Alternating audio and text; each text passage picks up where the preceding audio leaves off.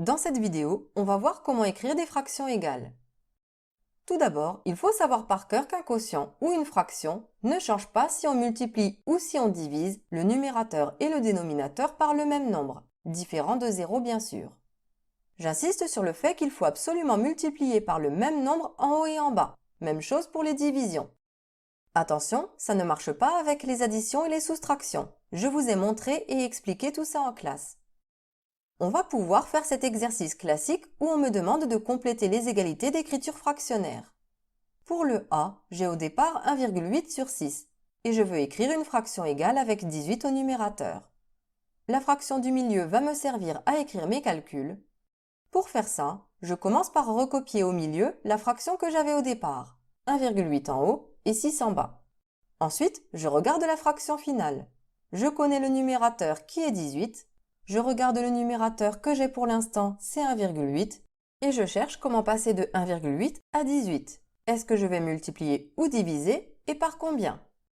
Le nombre final est plus grand, je vais donc multiplier. J'écris le signe fois. 1,8 fois combien font 18? Je sais que c'est 1,8 fois 10, donc j'écris 10 derrière mon signe fois.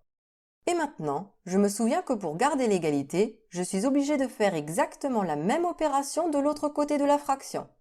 J'écris x 10 à côté du 6. Et je n'ai plus qu'à compléter le dénominateur de la fraction finale. Je calcule 6 fois 10, ça fait 60, donc j'écris 60 en bas. Je vérifie rapidement que je n'ai pas fait d'erreur grâce à ma fraction du milieu. Je retrouve bien la fraction de départ avec le 1,8 en haut et le 6 en bas, et j'ai bien fait la même multiplication de chaque côté, c'est bon. Passons au B. On a 24 sur 56 et à la fin on veut une fraction sur 7. Je commence par recopier au milieu la fraction de départ, 24 en haut et 56 en bas. Je regarde la fraction finale, c'est le dénominateur que je connais, c'est 7. Je vais alors commencer par le dénominateur. Comment passer de 56 à 7? Je dois diviser vu que le nombre a diminué. J'écris le signe. Par combien? Vu que 56 c'est 7 fois 8, je dois donc diviser 56 par 8 pour obtenir 7. J'écris diviser par 8. Pour garder l'égalité de fraction, je dois faire exactement la même opération au numérateur. J'écris donc aussi divisé par 8. Et je calcule, ça fait 3, je l'écris. Je vérifie que je n'ai pas fait de bêtises grâce à la fraction du milieu. Je retrouve bien le 24 en haut et le 56 en bas de la fraction de départ.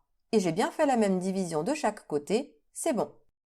On termine avec le C. On a 5 huitièmes à transformer en fraction sur 16. Je commence par recopier au milieu la fraction de départ, 5 en haut et 8 en bas. Je regarde la fraction finale, c'est le dénominateur que je connais, c'est 16. Je vais alors commencer par le dénominateur. Comment passer de 8 à 16? Je dois multiplier vu que le nombre a augmenté. J'écris le signe fois. 8 fois combien font 16? C'est 8 fois 2.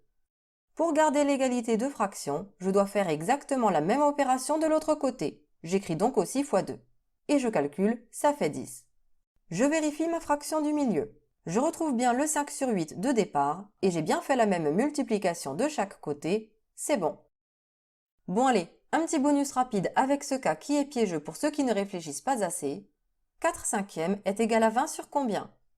Je recopie le 4 en haut et le 5 en bas. Je sais que c'est 4 fois 5 qui font 20, donc en haut j'écris fois 5.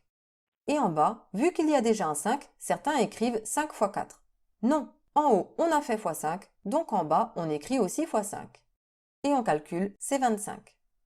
Allez, je vous donne un dernier exemple piégeux également, mais je vous laisse le faire vous-même. Je vous mets la réponse en dessous pour que vous puissiez vérifier. Le piège dans lequel il ne fallait pas tomber, c'est qu'en voyant 6 fois 6 en haut, il ne faut pas faire bêtement 4 fois 4 en bas. En bas, on avait 4 et on fait la même opération qu'en haut, donc fois 6 qui font 24. Et voilà, vous êtes maintenant de vrais pros des égalités de fractions.